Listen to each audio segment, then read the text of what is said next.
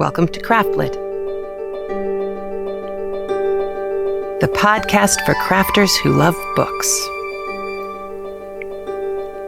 My name is Heather Ordover, and I'm podcasting from my corner of the Sonoran Desert, the Old Pueblo, Tucson, Arizona.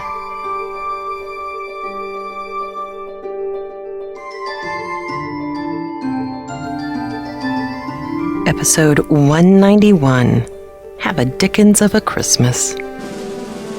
This episode of CraftLit is brought to you by Knitting Out Loud. Listen while you knit.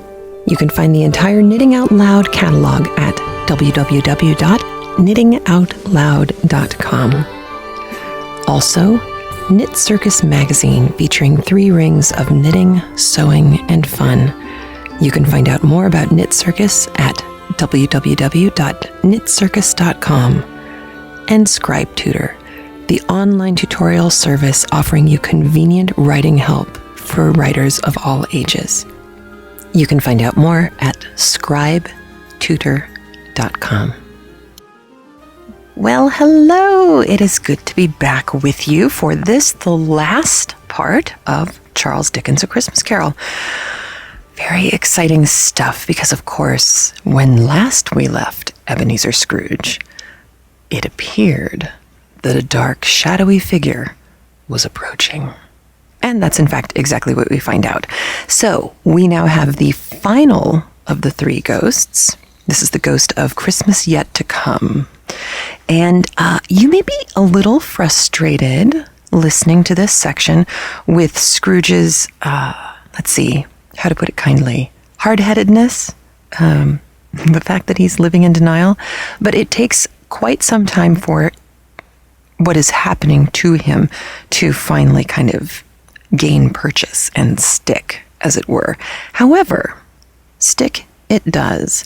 Now, this is the third part of our allegorical story. We have the past, which is memory and things we've lost and maybe regret and can't change anymore, and then present, living in the moment and understanding where you are and being vibrant and appreciating what you have. And then there's the future. And for all of us, whether we want to acknowledge it or not, ultimately, death is our future. So being afraid of death is kind of silly because it's coming. It's not like you can avoid it, However, being afraid of dying with work undone makes a lot of sense because, of course, that feeds into the sense of regret and the need that many people feel for leaving something behind. I know there was a tradition of leaving ethical wills behind in the ghettos in Europe with the Jewish families that were there. A lot of women wound up leaving these ethical wills where they tried to leave behind the things that they had learned from hard and difficult and occasionally long lives, and wanted to make sure that their children and their grandchildren were able to suffer less because of the things that they had learned. Well, Scrooge is in this stave, the 4th stave. He is at that moment where he knows it's the future. But if you look at Fred's age and you figure, well, his sister probably had Fred when she was 20-ish, and Fred is now an adult with a wife, so he's probably 30. So Scrooge is maybe 55, maybe pushing 60. And yeah, we can look back and say, oh, well, lifespans weren't that long back then and all that. But Scrooge was living a miser's life, not a poor one. He was eating the cheap end of food, but he was eating. And he was keeping his office cold, but that's evidently because ice water ran through his blood and his veins. And so it didn't bother him, and he doesn't seem to get sick. So, Scrooge may be somewhere between 55 and 60, but I think you're cheating yourself from part of Dickens' point if you think, well, Scrooge is just being kind of adult here. He should realize what he's seeing and who he is seeing in all of these vignettes that we're going to go through today. But I think he may be old, he may be crotchety, but I don't think he is weak or, one foot in the grave, the other on the banana peel. And certainly if he is in that state, he does not see himself that way. He is still vibrant, if unpleasant, extremely unpleasant. Maybe vibrant because he's unpleasant. He's got a lot of vigor for his anger. I mean, he actually says to Fred, I'll see you in hell before I'll see you at your party, which is interesting because how did Scrooge see Fred at his party? Was a ghost, that last ghost. And then we have our ghost for this stave. So there's a little bit of dramatic irony there that Dickens is kicking in for us. You'll notice, if you pay attention, that Scrooge's language is no longer using the metaphor of money. Now, at the beginning of the third stave, the beginning of our last episode, he was still saying, all right, ghost, show me how I may profit by your wisdom. He's not going to talk like that this time. He's a sadder and a wiser Scrooge already. And certainly, I don't think it's fair to say from the last two that he's scared, but this one's gonna get to him. Now, there's some very funny moments in this one still. Listen for the description of the guys at the stock exchange. This is the first group that we go through. The description of one guy's nose in the cold is just great. So you're gonna see the stock exchange, a pawn shop, a generic poor family, and then the Cratchit's house. Now, there's some evidence to believe that Dickens based the Cratchits on his family at the time that he was around the age of 10. Very poor, but not destitute. I mean, it's not like they didn't have anything. They have a roof over their heads. They are paying rent. They are able to scrape enough money together to have a Christmas dinner. They're not eating scraps out of dumpsters, but you have that feeling that they're kind of close. But that's one of Dickens' points, was trying to get people who could afford the book and people who had these abysmal attitudes towards the poor, that they were lazy, that they simply weren't working hard enough. He wanted to make sure that they saw how hard these families were working just to survive, how close to the edge they really are. When you talk about one paycheck away, they're barely, it's less than a paycheck for them. Everything is, there is a use for everything that comes into this family, be it a shilling or a potato. And it reminds me a little bit of, in the Laura Ingalls Wilder books, there's Little House in the Big Woods. In the beginning, she talks about her Christmas, and for us, it's a very austere, small Christmas. I think she gets a corn husk doll, something like that, and I think a piece of candy, and some clothes, and that's it. And I read this book to my younger son. He was horrified, and he's not hideously spoiled, but it's very clear that what we do have to offer is more than that. So even though, especially, in the last few years with the economy being the way it is, I've been knitting them most of their gifts. And, whether I knit the kids socks or, like last year I was knitting, and Thing 2 said he wanted a fuzzy teddy bear, so I knitted him a fuzzy teddy bear. Things like that. Even that, to him, in his mind, was more than what Laura got on Christmas. And then, you kick it up a notch and you get the Cratchits. And it also reminded me of a book called Glass Castle that's been out for a little while. If you haven't ever picked this up, it's the most amazing story by a reporter. She's a reporter right now. She's out there. I'll put a link to her book on the show notes. And she had a very interesting, challenging childhood. But there was a section where she recounted how on Christmas they had nothing. I don't even know if they had dinner. They really had nothing. But her father took her and her sister and her brother out one at a time and pointed out the sky.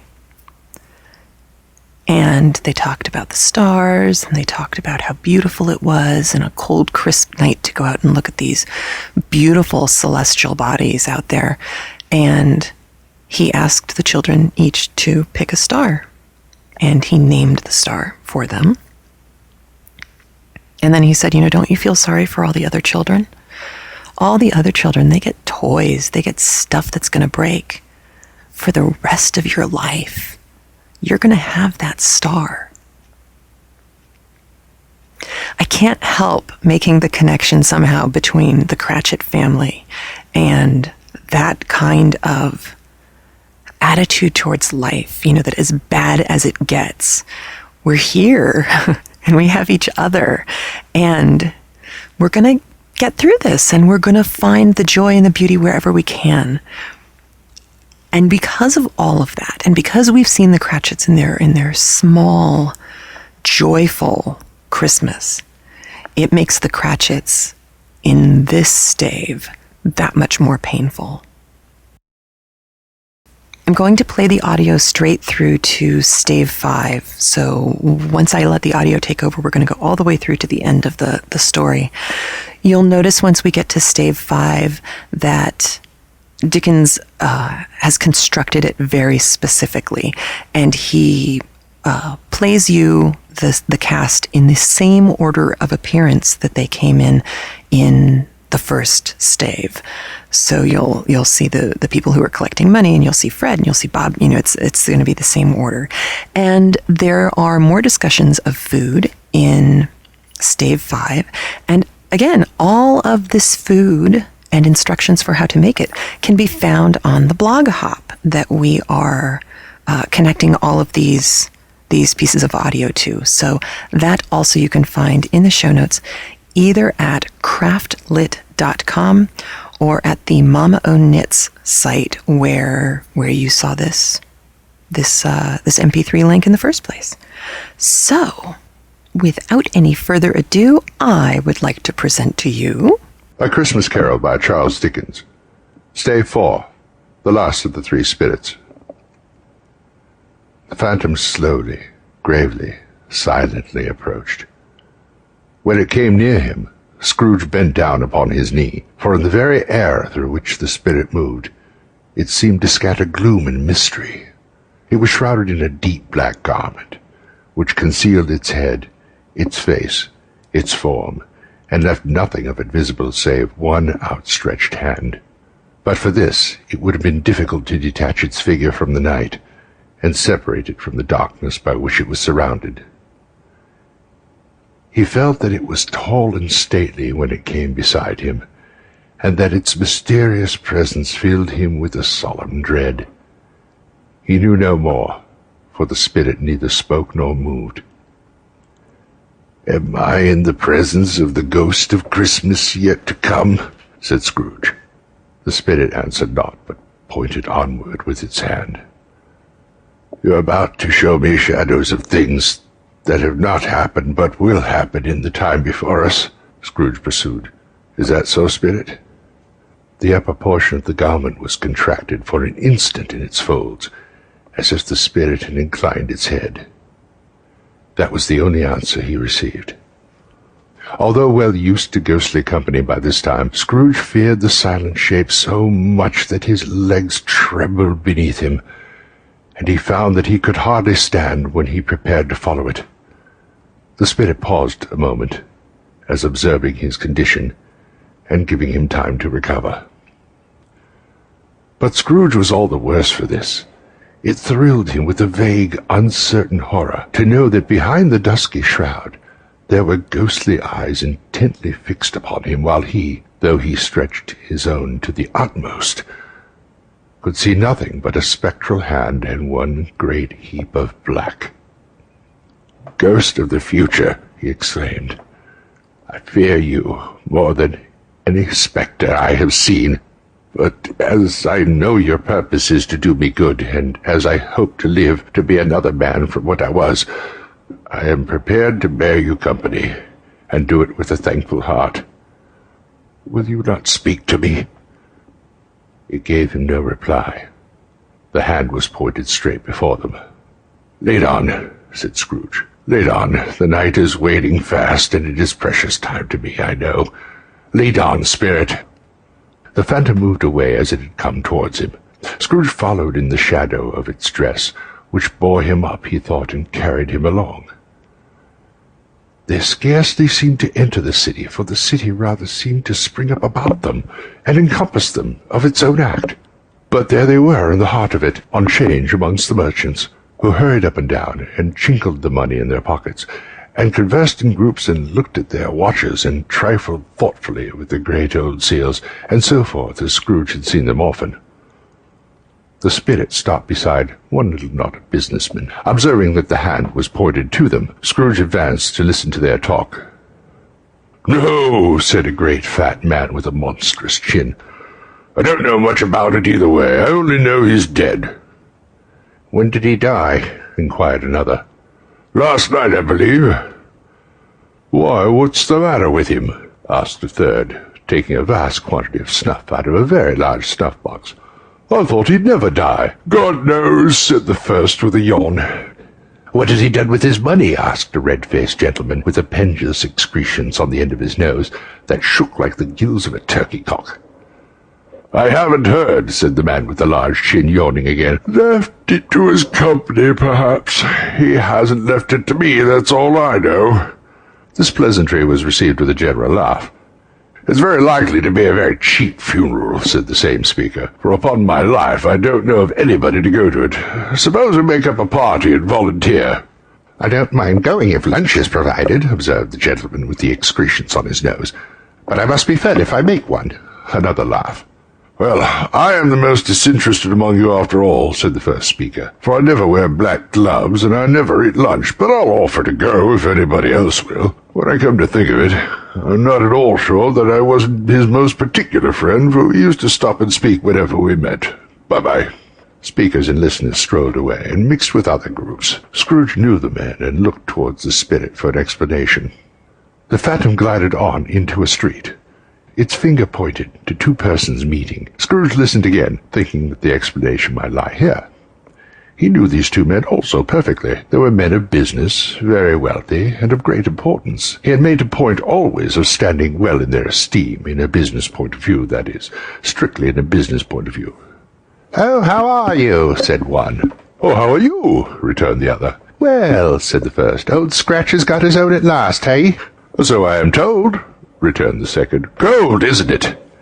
"Seasonable for Christmas time. You're not a skater, I suppose?" No, something else to think of. Good morning." Not another word. That was their meeting, their conversation, and their parting. Scrooge was at first inclined to be surprised that the spirit should attach importance to conversations apparently so trivial, but feeling assured that they must have some hidden purpose, he set himself to consider what it was likely to be. They could scarcely be supposed to have any bearing on the death of Jacob, his old partner, for that was past and the ghost province was of the future. Nor could he think of any one immediately connected with himself, to whom he could apply them. But nothing doubting that to whomever they applied, they had some latent moral for his own improvement, he resolved to treasure up every word he heard, and everything he saw, and especially to observe the shadow of himself when it appeared, for he had an expectation that the conduct of his future self would give him the clue he missed, and would render the resolution of these riddles easy. He looked about in the very place for his own image, but another man stood in his accustomed corner, and though the clock pointed to his usual time of day for being there, he saw no likenesses of himself among the multitudes that poured in through the porch. It gave him little surprise, however, for he had been revolving in his mind a change of life, and thought and hoped he saw his newborn resolutions carried out in this. Quiet and dark beside him stood the phantom with its outstretched hand. When he roused himself from his thoughtful quest, he fancied from the turn of the hand and its situation in reference to himself that the unseen eyes were looking at him keenly. It made him shudder and feel very cold. They left the busy scene and went into an obscure part of town where Scrooge had never penetrated before, although he recognized its situation and its bad repute. The ways were foul and narrow, the shops and houses wretched, the people half-naked, drunken, slipshod, ugly. Alleys and archways, like so many cesspools, disgorged their offences of smell and dirt and life upon the straggling streets, and the whole quarter reeked with crime, with filth and misery. Far in this den of infamous resort, there was a low-browed, beetling shop below a penthouse roof, where iron, old rags, bottles, bones, and greasy offal were brought. Upon the floor within were piled up heaps of rusty keys, nails, chains, hinges, files, scales, weights, and refuse iron of all kinds. Secrets that few would like to scrutinize were bred and hidden in mountains of unseemly rags, masses of corrupted fat, and sepulchres of bones. Sitting in among the wares he dealt in by a charcoal stove made of bricks was a grey-haired rascal, nearly 70 years of age, who had screened himself from the cold air without by a frowsy curtaining and miscellaneous tatters hung up in a line, and smoked his pipe in all the luxury of calm retirement. Scrooge and the Phantom came into the presence of this man just as a woman with a heavy bundle slunk into the shop. But she had scarcely entered when another woman, similarly laden, came in too, and she was closely followed by a man in faded black, who was no less startled by the sight of them than they had been upon the recognition of each other. After a short period of blank astonishment, in which the old man with the pipe had joined them, they all three burst into a laugh. "Let the charwoman alone to be the first," cried she who had entered first. "Let the laundresses alone to be the second, and let the undertaker's man alone to be the third. Look here, old Joe, here's a chance. If we haven't all three met, then without meaning it." "You couldn't have met in a better place," said old Joe, removing the pipe from his mouth. "Come into the parlour. You were made free for it long ago, you know, and the other two ain't strangers. Shop till I shut the door of the shop. Oh, how it streaks! They ain't such a rusty bit of metal in the place as its own edges, I believe, and I'm sure there's no such old bones there as mine. We're all suitable for our calling, well matched. Come into the parlour, come into the parlour." The parlour was the space behind the screen of rags. The old man raked the fire together with an old stair-rod, and having trimmed his smoky lamp, for it was nighed with the stem of his pipe, put it in his mouth again. While he did this, the woman who had already spoken threw her bundle on the floor, and sat down in a flaunting manner on a stool, crossing her elbows on her knees, and looking with bold defiance at the other two. What odds, Mrs. Dilber," said the woman. "Every person had the right to take care of themselves. He always did." "Oh, that's true indeed," said the laundress. "No more man so." "Why, then don't stand staring as if you was afraid, woman. Who's the wiser? We're not going to pick holes in each other's coats, I suppose." "No, indeed," said Mrs. Dilber and the man together. "We should hope not." "Very well, then," cried the woman. "That's enough. Who's the worse for the loss of a few things like these? Not a dead man, I suppose." "No, indeed," said Mrs. Dilber, laughing. "I wish it was a little heavier judgment," replied the woman, "and it shouldn't have been, you may depend on it. If I could have laid my hands on anything else, open the bundle, old Joe, and let me know the value of it. Speak out plain. I'm not afraid to be the first, not afraid for them to see it. We know pretty well what we're helping ourselves. For we met here, I believe. It's no sin. Open the bundle, Joe." But the gallantry of her friends would not allow this, and the man in faded black, mounting the breach first, produced his plunder. It was not extensive, a seal or two, a pencil case, a pair of sleeve buttons, and a brooch of no great value were all. They were severally examined and appraised by old Joe, who chalked the sums as he was supposed to give for each upon the wall, and added them up to a total when he found there was nothing more to come. "But that's your account," said Joe, "and I wouldn't give another sixpence if I were to be poor for not doing it. Who's next?" Mrs. Dilber was next. Sheets and towels, a little wearing apparel, 2 old-fashioned silver teaspoons, a pair of sugar tongs, and a few boots. Her account was stated on the wall in the same manner. "I always give too much to the ladies. It's a weakness of mine, and it's the way I ruin myself," said old Joe. "That's your account. If you asked me for another penny and made it an open question, I'd repent of being so liberal and knock off half the ground. And now undo my bundle, Joe, said the first woman. Joe went down on his knees for the greater convenience of opening it, and having unfastened a great many knots, dragged out a large and heavy roll of some dark stuff. What do you call these? Said Joe. Bed curtains? Ah, returned the woman, laughing and leaning forward in her crossed arms. Bed curtains! You don't mean to say you took 'em down rigs and all with him lying there? Said Joe. Yes, I do, replied the woman. Why not? You were born to make your fortune, said Joe, and you'll certainly do it. I certainly shan't hold my hand when I can get anything in it by reaching it out, for the sake of such a man as he was, I promise you, Joe. Don't drop that all upon the blankets now. It's blankets? Asked Joe. Well, whose else do you think? Replied the woman. Is it likely to take go without him, I dare say? Well, I hope he didn't die of anything catching, eh? Said old Joe, stopping in his work and looking up. Don't you be afraid of that, returned the woman. I ain't so fond of his company I'd order about him for such things if he did. You may look through that shirt till your eyes ache, but you won't find a hole in it, not a threadbare place. It's the best he had and a fine one, too. They've wasted it if it hadn't been for me. What do you call wasted it? Asked old Joe. Put it on him to be buried in, for sure, replied the old woman with a laugh. Somebody was fool enough to do it, but I took it off again. If calico ain't good enough for such a purpose, it isn't good enough for anything. It's quite as becoming to the body. It can't look uglier than it did in that one. Scrooge listened to this dialogue in horror. As they sat grouped about their spoil in the scanty light afforded by the old man's lamp, he viewed them with a detestation and disgust which could hardly have been greater, though they had been obscene demons marketing the corpse itself. "Ha ha!" laughed the woman, when old Joe, producing a flannel bag with money in it, told out their several gains upon the ground. "This is the end of it, you see. He frightened everyone away from him when he was alive to profit us when he was dead. Ha ha ha!"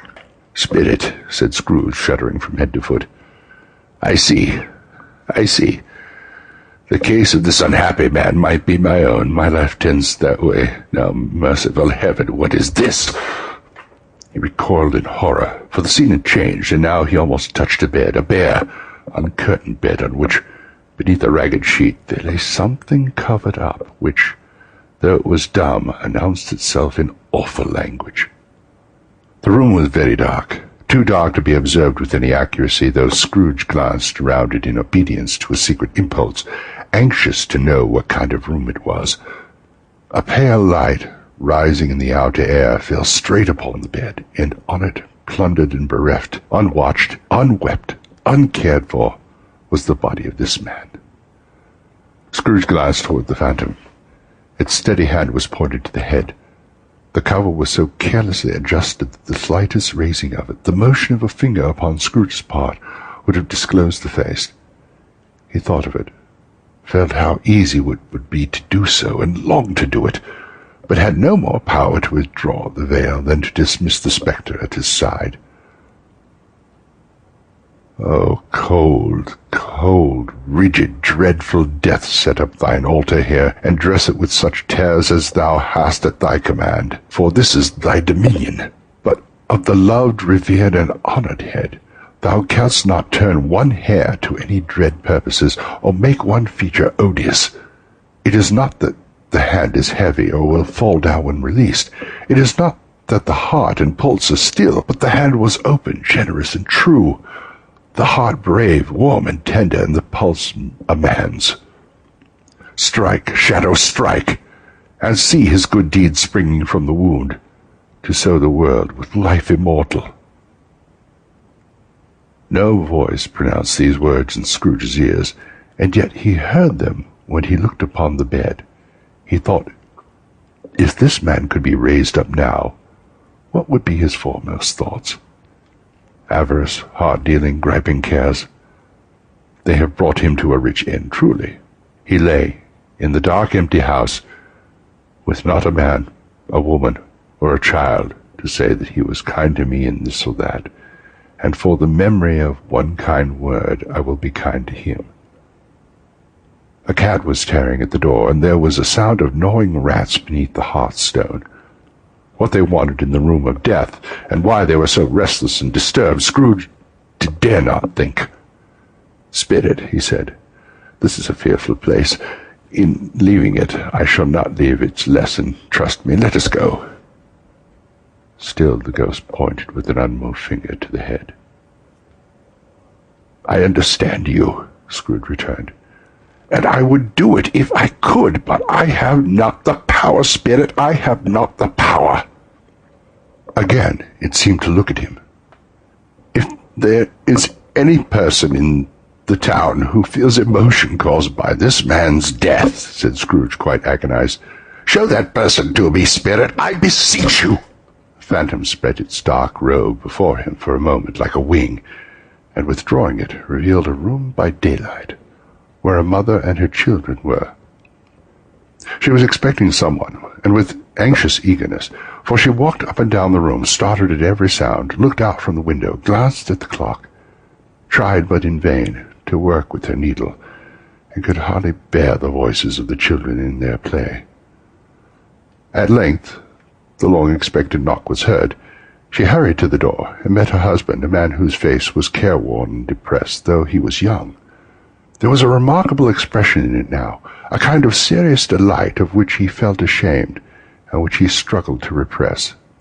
He sat down to the dinner that had been hoarding for him by the fire, and when she asked him faintly what news, which was not until after a long silence, he appeared embarrassed how to answer. "Is it good?" she said, "or bad?" to help him.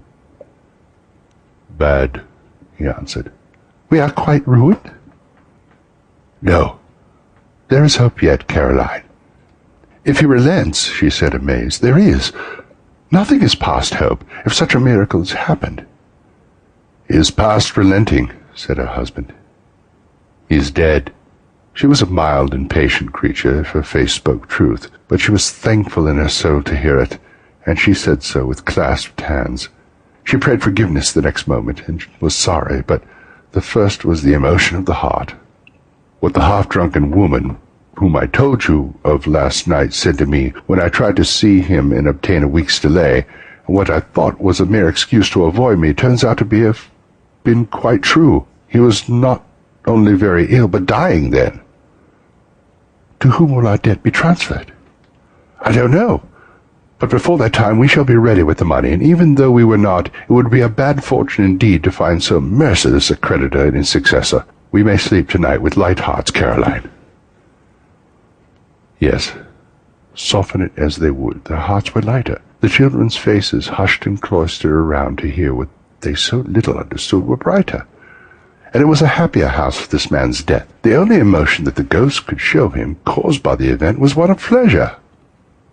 "Let me see some tenderness connected with the death," said Scrooge, "or that dark chamber, Spirit, which we left just now, will be ever present to me." The ghost conducted him through several streets familiar to his feet, and as they went along, Scrooge looked here and there to find himself, but nowhere was he to be seen. They entered poor Bob Cratchit's house, the dwelling he had visited before, and found the mother and the children seated around the fire. Quiet. Very quiet. The noisy little Cratchits were as still as statues in one corner, and sat looking up at Peter, who had a book before him. The mother and her daughters were engaged in sewing, but surely they were very quiet. "And he took a child, and set him in the midst of them." Where had Scrooge heard those words? He had not dreamed them. The boy must have read them out as he and the Spirit crossed the threshold. Why did he not go on? The mother laid her work upon the table, and put her hand up to her face. "The color hurts my eyes," she said. "The color? Poor Tiny Tim." "They're better now again," said Cratchit's wife. "It makes them weak by candlelight, and I wouldn't show weak eyes to your father when he comes home for the world. It must be near his time." "Past it, rather," Peter answered, shutting up his book. "But I think he walked a little slower than he used to these past few evenings, Mother." They were very quiet again. At last she said in a steady, cheerful voice that only faltered once, I've known him to walk with Tiny Tim upon his shoulder, very fast indeed." "And so have I," cried Peter. "Often." "And so have I," exclaimed another. So had all. But he was very light to carry, she resumed, intent upon her work, and his father loved him so, and it was no trouble, no trouble. And there is your father at the door. She hurried out to meet him, and little Bob, in his comforter, he had need of it, poor fellow, came in. His tea was ready for him on the hob, and they all tried who should help him to it most. Then the two young Cratchits got up on his knees and laid, each a child, a little cheek against his face, and they said, "Don't mind it, father, don't be grieved." He was very cheerful with them, and spoke pleasantly to all the family. He looked at the work upon the table, and praised the industry and speed of Mrs. Cratchit and the girls. They would be done long before Sunday, he said. "Sunday? You went today, then, Robert?" asked his wife. "Yes, my dear," returned Bob. "I wish you could have gone. It would have done you good to see how green a place it is. But you'll see it often. I promised him that I would walk there on a Sunday." "My little child," cried Bob, "my little child." He broke down all at once. He couldn't help it. If he could have helped it, he and his child would have been farther apart, perhaps, than they were. He left the room and went upstairs into the room above, which was lighted cheerfully and hung with Christmas. There was a chair set close beside the child, and there were signs of someone having been there lately. Poor Bob sat down in it, and when he had thought a little and composed himself, he kissed the little face. He was reconciled to what had happened and went down again quite happy. They drew about the fire and talked, the girls and mother working still. He told them the extraordinary kindness of Mr. Scrooge's nephew, whom he had scarcely seen but once, and who, meeting him in the street that day, and seeing that he looked just a little down, you know, said Bob, inquired what had happened to distress him. "On which," said Bob, "for he is the pleasantest spoken gentleman you've ever heard, I told him, 'I am heartily sorry for it, Mr. Cratchit,' he said, 'and heartily sorry for your good wife.' By the by, how he ever knew that, I don't know." "Knew what, my dear?" "Why, that you were a good wife," replied Bob. "Everybody knows that," said Peter. "Very well observed, my boy," cried Bob. "I hope they do. Heartily sorry," he said, "for your good wife, if I can be of service to you in any way," he said, giving me his card. "That's where I live. Pray come to me." "Now it wasn't," cried Bob, "for the sake of anything he might be able to do for us, so much as for his kind way, that this was quite delightful. He really seemed as if he had known our Tiny Tim and felt with us." "I'm sure he's a good soul," said Mrs. Cratchit. "You would be surer of it, my dear," returned Bob. "If you saw and spoke to him, I shouldn't be at all surprised, mark what I say, if he got Peter a better situation." "Only hear that, Peter?" said Mrs. Cratchit. "And then," cried one of the girls, "Peter will be keeping company with someone and setting up for himself." "Get along with you," retorted Peter, grinning. "It's just as likely as not," said Bob.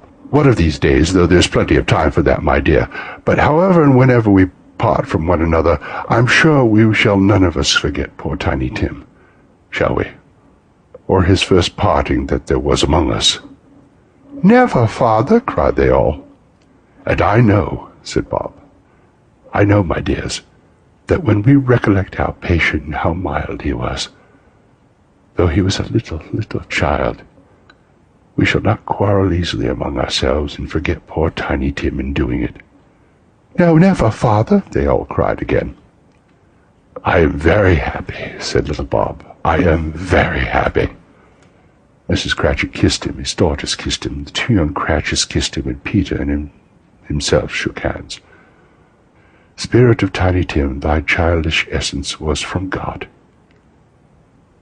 "Spectre," said Scrooge, "something informs me that our parting moment is at hand. I know it, but I know not how. Tell me, what man that was whom we saw lying dead?" The ghost of Christmas yet to come conveyed him as before, though at a different time. He thought indeed there seemed no order to these latter visions, save that they were of the future, into the resorts of business men, but showed him not himself. Indeed, the spirit did not stay for anything, but went straight on, as to the end just now desired, until besought by Scrooge to tarry for a moment. "This court," said Scrooge. through which we hurry now, is where my place of occupation is and has been for a length of time. I see the house. Let me behold what I shall be in days to come." The spirit stopped. The hand was pointed elsewhere. "The house is yonder," Scrooge exclaimed. "Why do you point away?"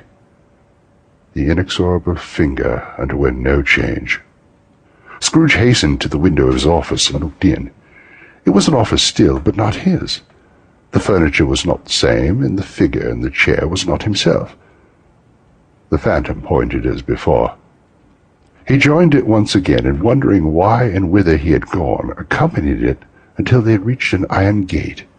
He paused to look round before entering.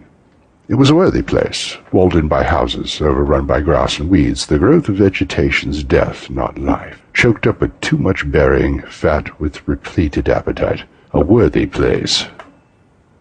The spirit stood among the graves and pointed down to one. He advanced toward it, trembling. The phantom was exactly as it had been, but he dreaded that he saw new meaning in its solemn shape. "Before I draw nearer to that stone in which you point," said Scrooge, "answer me one question. Are these the shadows of things that will be, or the shadows of things that may be only?" Still the ghost pointed downward to the grave by which it stood.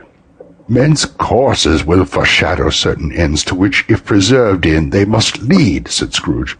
"But if the courses be departed from, the ends will change. Say it is thus, with what you show me." The spirit was as immovable as ever. Scrooge crept towards it, trembling as he went, and following the finger read upon the stone of the neglected grave his own name, Ebenezer Scrooge. "Am I the man who lay upon the bed?" he cried upon his knees. The finger pointed from the grave to him, and back again. "No, spirit, oh no, no!" The finger was still there. "Spirit," he cried, tight clutching at his robe, "hear me! I am not the man I was. I will not be the man I must have been for this intercourse. Why show me this if I'm past all hope?" For the first time the hand appeared to shake. "Good spirit," he pursued, as down on the ground he fell before it, "your nature intercedes for me, and pities me. Assure me that I may yet change these shadows you have shown me by an altered life." The kind hand trembled. "I will honor Christmas in my heart and try and keep it all the year. I believe in the past, the present, and the future. The spirits of all three will strive within me. I will not shut out the lessons that they teach. Oh, tell me I may sponge away the writing on this stone." In his agony he caught the spectral hand.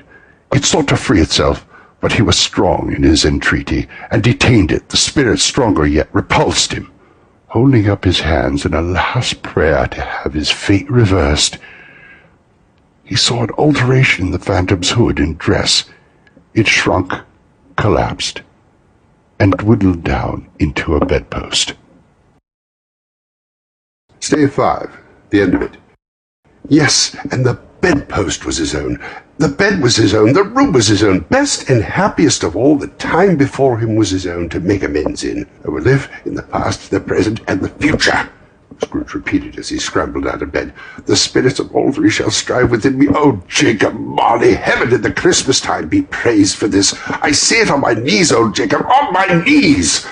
He was so fluttered and so glowing in his good intentions that his broken voice could scarcely answer to his call. He had been sobbing violently in his conflict with the spirit, and his face was wet with tears. "They are not torn down," cried Scrooge, folding one of his bed curtains in his arms. "They are not torn down, rings and all. They are here. I am here. The shadows of the things that would have been may be dispelled. They will be. I know they will." His hands were busy with his garments all this time, turning them inside out, putting them on upside down, tearing them, mislaying them, making them parties to every kind of extravagance. "I don't know what to do," cried Scrooge, laughing and crying in the same breath, making a perfect Lycosan of himself with his stockings.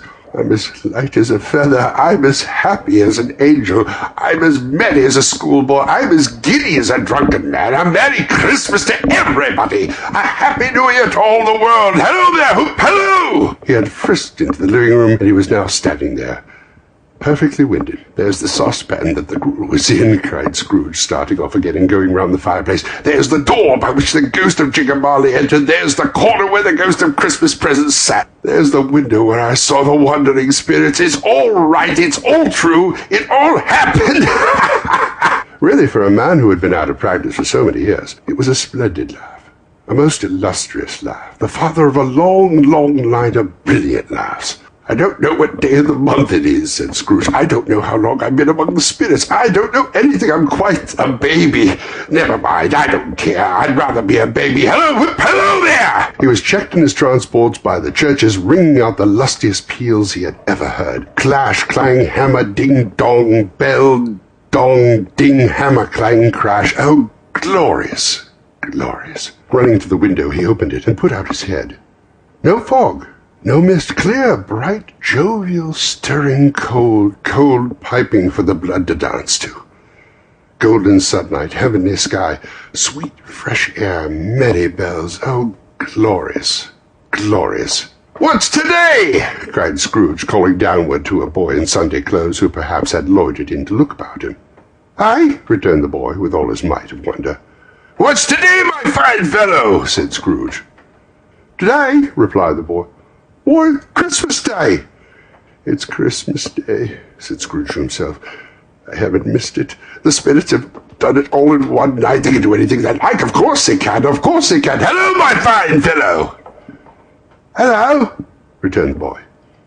Do you know the poulterers in the next street but one at the corner? Scrooge inquired.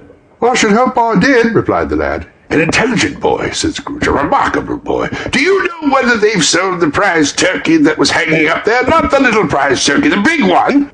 What, one as big as me? Returned the boy. What a delightful boy, said Scrooge. It's a pleasure to talk to him. Yes, my buck. It's hanging there now, replied the boy. Is it? Said Scrooge. Go and buy it. Oh, exclaimed the boy. No, said Scrooge. I am in earnest. Go buy it and tell him to bring it here that I may give him the direction where to take it. Come back with the man and I'll give you a shilling. Come back with him in less than 5 minutes and I'll give you half a crown. The boy was off like a shot. He must have had a steady hand at a trigger who had got a shot off half so fast. I'll send it to Bob Cratchit's, whispered Scrooge, rubbing his hands and splitting with laugh. He shan't know who sends it. It's twice the size of Tiny Tim. Joe Miller never made such a joke as sending it to Bob's will be. The hand in which he wrote the address was not a steady one, but write it he did, somehow, and went downstairs to open the street door, ready for the coming of the poulterer's man. As he stood there, waiting his arrival, the knocker caught his eye. I shall love it as long as I live, cried Scrooge, patting it with his hand. I scarcely ever looked at it before. What an honest expression it has on its face. It's a wonderful knocker. Here's the turkey. Hello, how are you? Merry Christmas. It was a turkey. He never could have stood upon his legs, that bird. He would have snapped them short off in a minute, like sticks of sealing wax. Why, it's impossible to carry that to Camden Town, said Scrooge. You must have a cab. The chuckle with which he said this, and the chuckle with which he paid for the turkey, and the chuckle with which he paid for the cab, and the chuckle with which he recompensed the boy, were only to be exceeded by the chuckle in which he sat down breathless in his chair again, and chuckled till he cried. Shaving was not an easy task, for his hand continued to shake very much, and shaving requires attention even when you don't dance while you're at it. But if he had cut the end of his nose off, he would have put a piece of sticking plaster over it and been quite satisfied.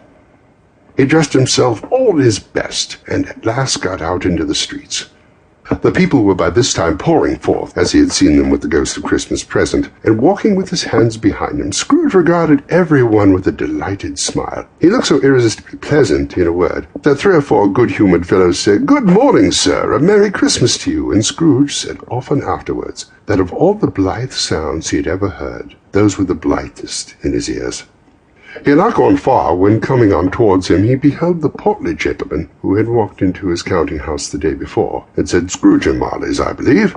It sent a pang across his heart to think how this old gentleman would look upon him when they met, but he knew what path lay straight before him, and he took it. "My dear sir," said Scrooge, quickening his pace and taking the old gentleman by both his hands, "how do you do? I hope you succeeded yesterday. It was very kind of you. A Merry Christmas to you, sir." "Mr. Scrooge?" "Yes," said Scrooge. "That is my name, and I fear it may not be pleasant to you. Allow me to ask your pardon. Will you have the goodness?" Here Scrooge whispered in his ear. "Lord bless me!" cried the gentleman as his breath were taken away. "My dear Scrooge, are you serious?" "If you please," said Scrooge, "and not a farthing less. A great many back payments are included in it, I assure you. Will you do me that favour?" "My dear sir," said the other, shaking hands with him, "I don't know what to say to such munificent—" "Don't say anything, please," retorted Scrooge.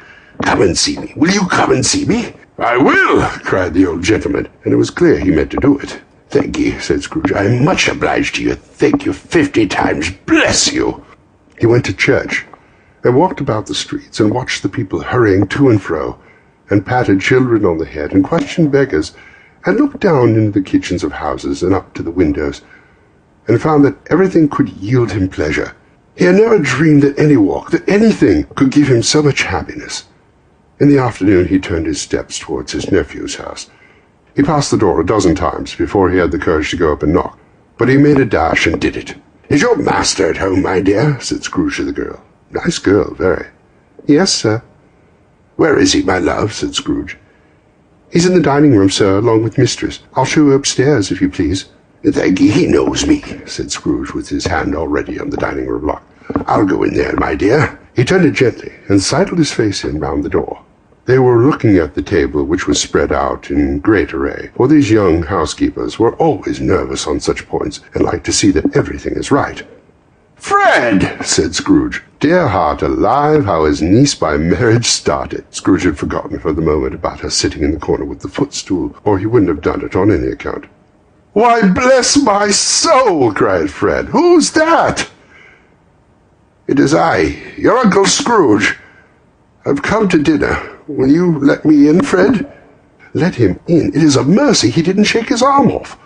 He was at home in 5 minutes. Nothing could be heartier. His niece looked just the same. So did Topper when he came. So did the plump sister when she came. So did everyone when they came. Wonderful party. Wonderful games. Wonderful unanimity.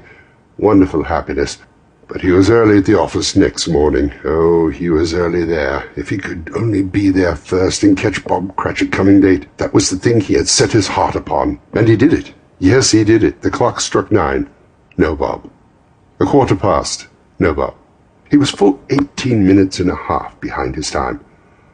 Scrooge sat with his door wide open that he might see him come into the tank. His hat was off before he opened the door, his comforter too. He was on his stool in a jiffy, driving away with his pen as if he were trying to overtake 9 o'clock. "Hello?" growled Scrooge, in his accustomed voice, as near as he could feign it. "What do you mean by coming in here at this time of day?" "I'm very sorry, sir," said Bob. "I am behind my time." "You are?" repeated Scrooge. "Yes, I think you are. Step this way, sir, if you please." "It's only once a year, sir," pleaded Bob, appearing from the tank. "It shall not be repeated. I was making rather merry yesterday, sir." "Now, I'll tell you what, my friend," said Scrooge. "I am not going to stand this sort of thing any longer. And therefore," he continued, leaping from his stool and giving Bob such a dig in the waistcoat that he staggered back into the tank again, "and therefore, I'm about to raise your salary." Bob trembled, and he got a little nearer to the ruler. He had a momentary idea of knocking Scrooge down with it, holding him, and calling to the people in the court for help in a strait waistcoat. "A Merry Christmas, Bob," said Scrooge, with an earnestness that could not be mistaken, as he clapped him on the back. "A Merry Christmas, Bob, my good fellow, that I've given you for many a year. I'll raise your salary and endeavour to assist your struggling family, and we'll discuss your affairs this very afternoon over a Christmas bowl of smoking bishop, Bob. Make up the fires and buy another coal scuttle before you dot another I, Bob Cratchit." Scrooge was better than his word. He did it all, and infinitely more. And to Tiny Tim, who did not die, he was a second father.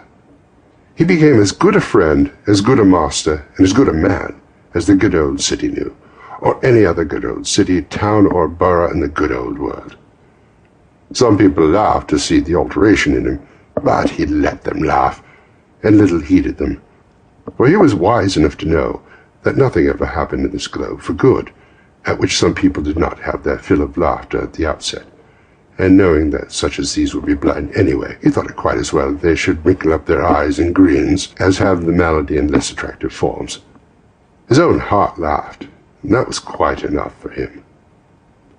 He had no further intercourse with spirits, but lived on the total abstinence principle ever afterwards, and it was always said of him that he knew how to keep Christmas well if any man alive possessed the knowledge.